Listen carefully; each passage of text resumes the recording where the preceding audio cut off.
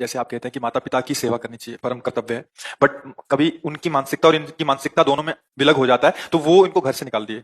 किनको? ये पति पत्नी को घर से निकाल दिए, कह रहे हम आपकी सेवा स्वीकार नहीं करेंगे। इस परिस्थिति में क्या वो ऐसे राजी रहे कि कभी जरूरत पड़ेगा कि हम। हाँ, वो हमें निकाल दिए हैं तो हम जाकर के जवान हैं, हम तब तक इंतजार करेंगे जब तक उन सुखपूर्वक वो रह रहे हैं। रहो आप, हम मेहनत कर लेंगे।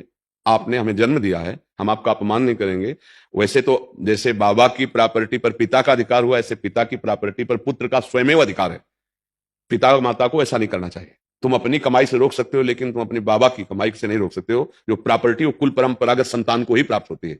अब वो कहां जाए अपनी बहू को लेकर के? अगर नौकरी करे जाकर के किसी भी तरह, तो तुरंत थोड़ी हर व्यवस्था हो जाती है। उसके लिए भी कुछ अर्थव्यवस्था चाहिए। तुम निकाल दिए, तुम्हारा बेटा है, तो भारी मूर्खता है। ऐसा नहीं करना चाहिए। ठीक है, आपने हमें निकाल दिया है तो हम उस कष्ट को सहते हुए, लेकिन अगर हमें कान में कभी सुनने को मिला कि आप सैया पर पड़े तड़प रहे हैं, तो हम वो सब भूलकर फिर पुनः आपकी सेवा में आ जाएंगे। अच्छा, इतनी मूर्खता कभी किसी पिता माता को नहीं करनी चाहिए कि अपनी प्रॉपर्टी बेच दे, पुत्र का अधिकार खत्म कर दे। ऐसा कभी नहीं करना चाहिए, नहीं उसे नरक की प्राप्ति होगी। अगर ऐसा, उसने कोई गलत कार्य कर दिया है, फिर सिद्ध हाँ, हो रहा इस है तो कोटि फिर। का अपराध साबित हो गया है कि अब आप हमारे घर में नहीं रह सकते।